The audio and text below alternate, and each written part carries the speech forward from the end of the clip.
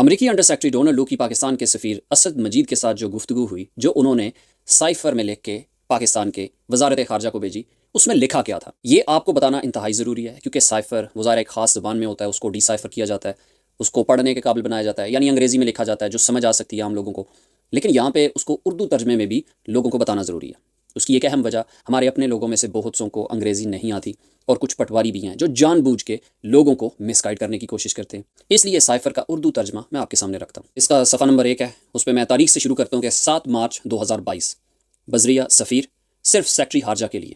Number 1، آج میری جنوبی و وسطی ایشیا کے امریکی معاون وزیر خارجہ ڈونلڈ لو کے ساتھ زورانے پر ملاقات ہوئی۔ یہاں پہ اس سائفر میں ڈونلڈ لو کو اسد مجید ایز ڈون کہہ کے مخاطب کرتے ہیں۔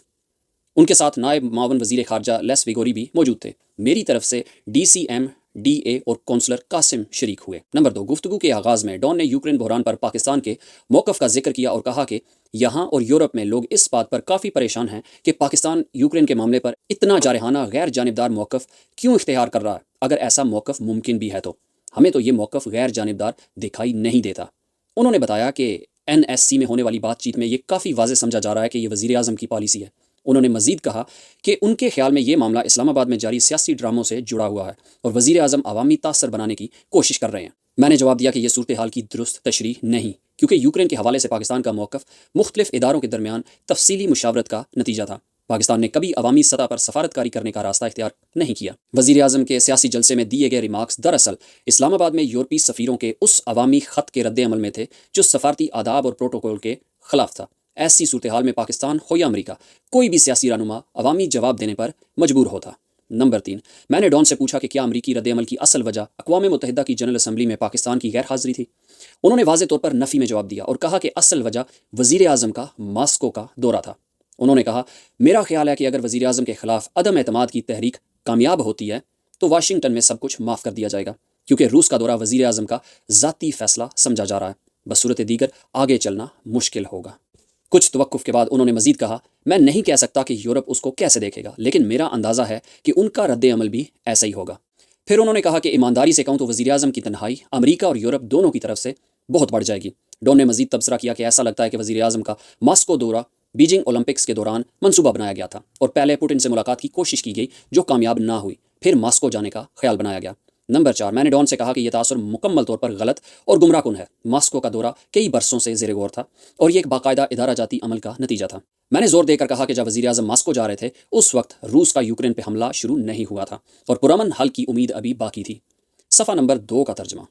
میں نے یہ بھی نشاندہی کی کہ یورپی ممالک کے رہنما بھی اسی دوران ماسکو جا رہے تھے۔ اس پر ڈون نے کہا کہ وہ دورے خاص طور پر یوکرین تنازع کے حل کی کوششوں کے لیے تھے، جبکہ وزیر اعظم پاکستان کا دورہ 2 طرفہ اقتصادی مقاصد کے لیے تھا۔ میں نے ان کی توجہ اس حقیقت کی طرف دلائی کہ وزیر اعظم نے ماسکو میں موجودگی کے دوران صورتحال پر افسوس کا اظہار کیا تھا اور امید ظاہر کی تھی کہ سفارتکاری کامیاب ہوگی۔ میں نے زور دیا کہ وزیر اعظم کا دورہ خالصتاً 2 طرفہ تناظر میں تھا اور اسے روسی اقدامات کی حمایت یا توسیع کے طور پر نہیں دیکھا جانا چاہیے۔ میں نے کہا کہ یوکرین بحران پر ہمارا موقف اس خواہش پر مبنی ہے کہ تمام فریقوں کے ساتھ رابطے کے ذریعے کھلے رہیں۔ اقوام متحدہ میں ہمارے بیانات اور ہمارے ترجمان کے موقف نے یہ واضح کیا ہے کہ ہم اقوام متحدہ کے چارٹر، طاقت کے استعمال یا دھمکی سے گریز، ریاستوں کی خود مختاری اور علاقائی سالمیت اور تنازعات کے پرامن حل کے اصولوں کے پابند ہیں۔ نمبر 5، میں نے ڈون کو بتایا کہ پاکستان اس بات پر بھی فکر مند ہے کہ یوکرین بحران افغانستان کے تناظر میں کیا اثرات مرتب کرے گا۔ ہم پہلے ہی اس تنازع کے طویل المدتی اثرات کی بھاری قیمت چکا چکے ہیں۔ ہماری ترجیح افغانستان میں امن اور استحکام ہے، جس کے لیے روس سمیت تمام بڑی طاقتوں کے ساتھ تعاون اور رابطہ ضروری ہے۔ اسی تناظر میں تمام فریقوں کے ساتھ رابطے کھلے رکھنا بھی ضروری تھا، اور یہی عنصر یوکرین بحران پر ہمارے موقف کو بھی متاثر کر رہا تھا۔ جب میں نے بیجنگ میں ہونے والی ایکسٹینڈیڈ ٹرائیکا میٹنگ کا ذکر کیا تو ڈون نے جواب دیا کہ واشنگٹن میں ابھی یہ بحث جاری ہے کہ امریکہ کو روسی نمائندوں کی موجودگی میں ہونے والی ٹرائیکا میٹنگ یا انطالیہ اجلاس میں شرکت کرنی چاہیے یا نہیں، کیونکہ اس وقت امریکی توجہ صرف روس کے ساتھ یوکرین پر گفتگو پر مرکوز ہے۔ میں نے جواب دیا کہ یہی وہ چیز ہے جس کا ہمیں خدشہ تھا۔ ہم نہیں چاہتے تھے کہ یوکرین بحران افغانستان سے توجہ ہٹا دے۔ اس پر ڈون نے کوئی تبصرہ نہیں کیا۔ نمبر 6، میں نے ڈون سے کہا کہ جس طرح وہ کھل کر اپنی بات کر رہے ہیں میں بھی اپنا نقطہ نظر واضح انداز میں پیش کروں گا۔ میں نے کہا کہ گزشتہ 1 سال کے دوران ہمیں مسلسل یہ احساس ہوا کہ امریکی قیادت ہماری قیادت سے رابطے میں دلچسپی نہیں رکھتی۔ اس رویے نے پاکستان میں یہ تاثر پیدا کیا ہے کہ ہمیں نظر انداز کیا جا رہا ہے، بلکہ ہمیں معمولی سمجھا جا رہا ہے۔ یہ احساس بھی موجود تھا کہ امریکہ پاکستان سے ہر اس مسئلے پر تعاون چاہتا ہے جو اس کے لیے اہم ہے، لیکن پاکستان کے خدشات خاص طور پر کشمیر کے معاملے پر امریکہ کی طرف سے زیادہ تعاون دکھائی نہیں دیتا۔ میں نے کہا کہ اعلیٰ سطح پر فعال رابطے ضروری ہیں تاکہ ایسے تاثرات ختم کیے جا سکیں۔ میں نے یہ بھی کہا کہ اگر یوکرین بحران پر پاکستان کا موقف امریکہ کے لیے اتنا اہم تھا تو امریکہ نے ماسکو دورے سے پہلے یا اقوام متحدہ کی ووٹنگ سے پہلے اعلیٰ قیادت کی سطح پر ہم سے رابطہ کیوں نہیں کیا؟ اسٹیٹ ڈپارٹمنٹ نے یہ معاملہ صرف DCM سطح پر اٹھایا تھا۔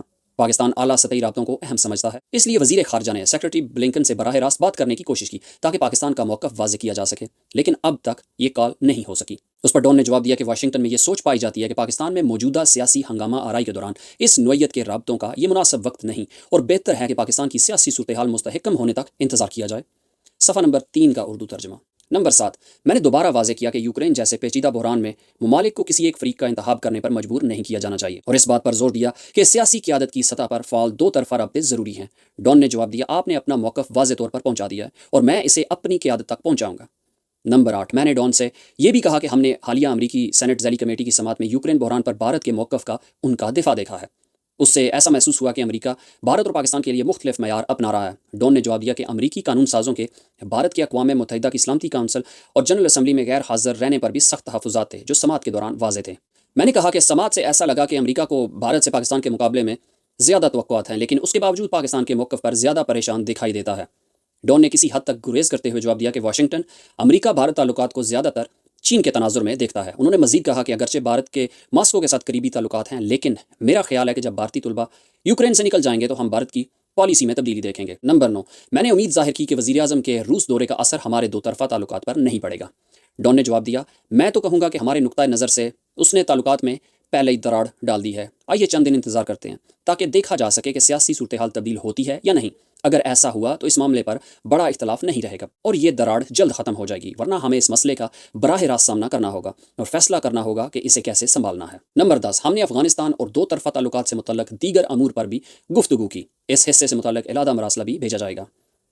آخری تجزیہ اسیسمنٹ۔ نمبر 11، ڈون اتنا سخت پیغام وائٹ ہاؤس کی واضح منظوری کے بغیر نہیں دے سکتے تھے۔ یہ اسد مجید کا تجزیہ ہے، ان کی اسیسمنٹ ہے، جس کا وہ بار بار حوالہ دیتے رہے۔ واضح طور پر ڈون نے پاکستان کے اندرونی سیاسی عمل پر کھل کر رائے دی۔ ہمیں اس پر سنجیدگی سے غور کرنا چاہیے اور اسلام آباد میں امریکی ناظم الامور کو مناسب سفارتی احتجاج ڈیمارش دینے پر غور کرنا چاہیے۔ یہ ہے جی مکمل سائفر اسد مجید کی ڈونلڈ لو کے ساتھ بات چیت، جس میں ان کی اسیسمنٹ یہ تھی کہ امریکہ نے براہ راست یعنی ڈونلڈ لو نے پاکستان کے اندرونی سیاسی معاملات میں کھل کے دخل اندازی کی ہے، اور یہ بھی کہا جو آخری اس میں لکھا ہوا ہے جب اسد مجید اس کو کہتے ہیں نمبر 9 میں کہ میں نے امید ظاہر کی کہ وزیر اعظم کے روس دورے کا اثر ہمارے دو طرفہ تعلقات پر نہیں پڑے گا، جس پہ ڈون نے یعنی ڈونلڈ لو نے کھل کے کہا، یہ غور سے سنیں، میں نے پہلے پڑھا لیکن پھر، میں تو کہوں گا کہ ہمارے نقطۂ نظر سے اس دورے نے تعلقات میں پہلے ہی دراڑ ڈال دی ہے۔ آئیے چند دن انتظار کرتے ہیں تاکہ دیکھا جا سکے کہ سیاسی صورتحال تبدیل ہوتی ہے یا نہیں۔ یعنی یہ ہم نے بات چیت آپ کی وزارت خارجہ کو بھیج دی ہے، آپ کی فوج کے چیف آف آرمی اسٹاف کو بھیج دیا ہے، ISI کو بھیج دیا ہے، دیکھتے ہیں کہ وہ اس پہ عمل کرتے ہیں یا نہیں کرتے۔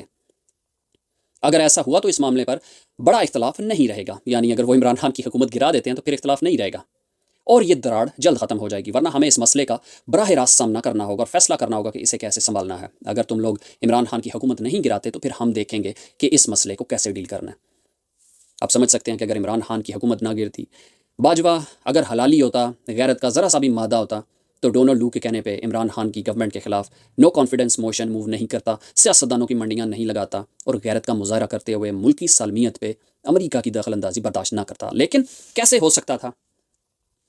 ہر عہد میں ہر نسل سے غداری کرنے والے پاکستان کی فوج کی GHQ نامی ذہنی مریض بنانے والی نرسری میں وہ بھی پلا تھا۔ کیسے ہو سکتا تھا کہ وہ ملک و قوم کے ساتھ غداری نہ کرتا؟ یہ ہے سائفر، یہ سنبھال کے رکھیں۔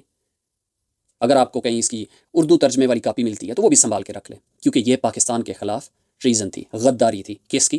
جنرل باجوہ کی، DG ISI ندیم انجم کی، اور پھر جھوٹ بولا بابر افتخار نے ISPR کے جھوٹ اور پروپیگنڈا پلیٹ فارم سے۔